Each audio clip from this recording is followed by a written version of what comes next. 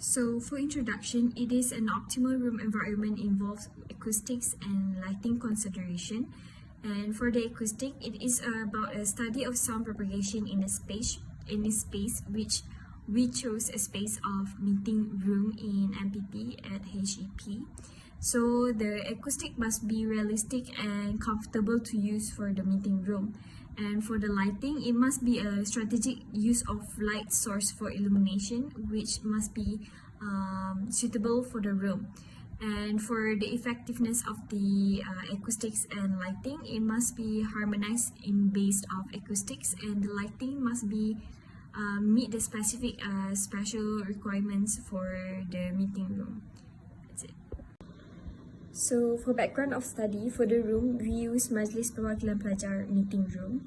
And the date of project we did during 20th of December on 2023 at 9 p.m.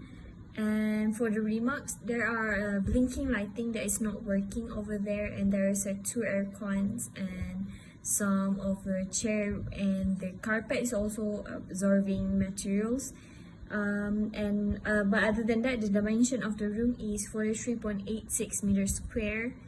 And for the availability in the room, there is a lot of chairs because it's a meeting room, and there's a table, there's a absorption carpet, air cons, windows, and some bean bags in there, which may cause some interruption for the sound. Assalamualaikum and hi, my name is Siti Solah binti Muhammad Razita and my metric number is CF200239. So let's move on to the standard of acoustic and lighting for meeting rooms. From Acoustical Design Standard version 1, the environmental noise of meeting rooms that measured in any 10 minutes period is 35 dBA. There are many reverberation times for specific space type. So I have listed 3 space types of meeting rooms that useful for our project in the slide. For our meeting rooms, the suitable reverberation time is 0.6 seconds, since the volume of the meeting room is less than 10,000 cubic feet. There are many lighting standards that you can find. However, I have simplified and compact 5 lighting standards that I found from IES Standard, MS1525, Panduan Teknik JKR, OSH, and SLL Lighting Handbook. Usually, the lower lux is used for normal use. Meanwhile, the higher lux is used for intense purpose, such as reading or writing. That's all from me. Thank you. Next methodology, I will explain the summary procedure lighting measurement. The equipment used to measure the noise level is by using sound level meter. Okay, first, we need to setting up all the equipment needed. Cable connected from the amplifier box to the extension wire. Make sure to place the sound level meter 1.2 meter away from the wall and the column. The sound calibrator should be attached to the microphone of the sound level meter with care. The calibrator has been ensured and attached securely to the microphone. Next, switch on the button and started the calibration. Once the calibration has been done, the reading has been recorded. Once the calibration has been completed successfully, the sensitivity the automatically calculate has displayed in a pop-up together with the deviation from the last calibration. Lastly, click the exit calibration button when the calibration has been finished. Then take the calibration out of the system. Okay, next is a summary for procedure lighting measurement.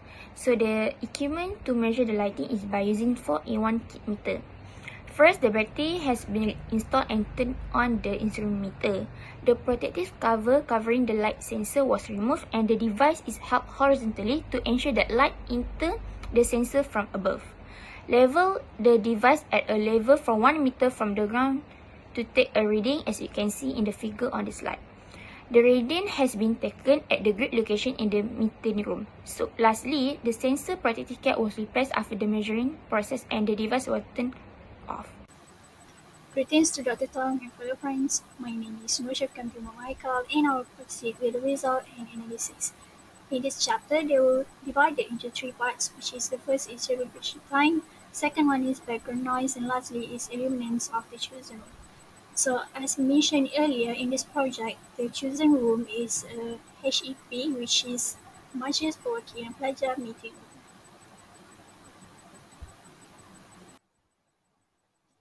second data is background noise. Background noise is basically any sound other than the one that we monitor. In this case, is we monitor HEP meeting room.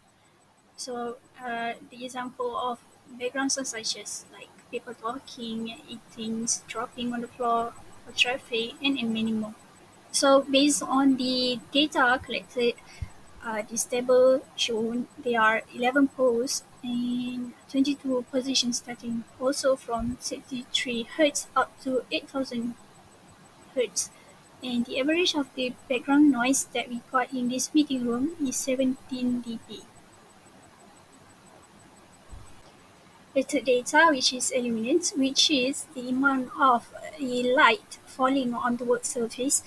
And so the table shows the measure of illuminance in the room, and the highest of illuminance collected, which is 247, is located at 2D, and based on the location grid of the room layout, you can see it on the appendix of the report, by the way. So this is the highest illuminance, and the total of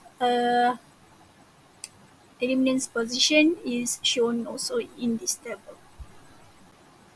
To calculate the illuminance data and the average of the results, so the area of HEP room, which is 43.86 meters square, is having a luminance value of 247, which is the highest value of luminance located in 2D. So based on the table on the right, shows the recommended level of lighting, and this room is under activity of a AC office work or classes with illumination value of 250. So to compare the value of what we collected in the HEP room and this table, the difference is only about 3 illuminance, so it is acceptable.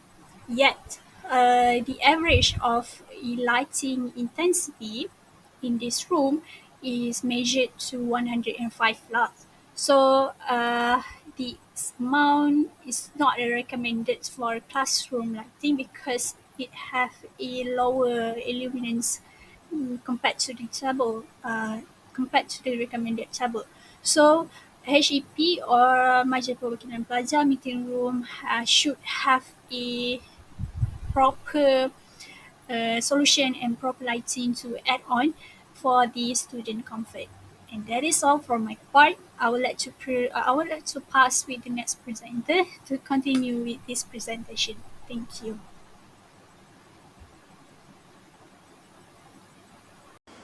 Hello, now I will continue about the discussion.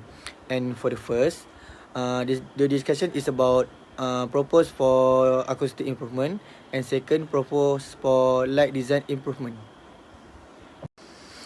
Alright, to get the improvement for acoustic, first, avoid selective furniture with the hard surface that can cause sound reflection. Second, acoustic panel should be installed in the conference area to absorb excessive reverberation and eliminate undesired exhaust. Third, install meeting room divider in large meeting room that can be used to reduce sound transmission and create separate area. Alright, last, to get the improvement of lighting design, first, the use of lighting as a development approach to improve visual comfort in effective and sustainable. Second, a common lighting control method involve the installation of occupancy sensor, which is automatically turn on light when workers are present. And lastly, suspended shielding are used in modern architecture to conceal and protect wiring and technical equipment. Alright, now I will present about the conclusion. Finally, the average reverberation time in the meeting room is 0.77 seconds. The area of this room is 43.86 meters square. According to a study, a meeting space with bad acoustic can negatively impact its user. In extreme case, user may need help to hear up to 70 of what is being said making understanding and paying attention to discussion challenging. As a result, it is critical to improve the lighting and acoustic of the room for better results. Acoustic improvement can be suggested to improve the room reverberation times. That's all for me. Thank you.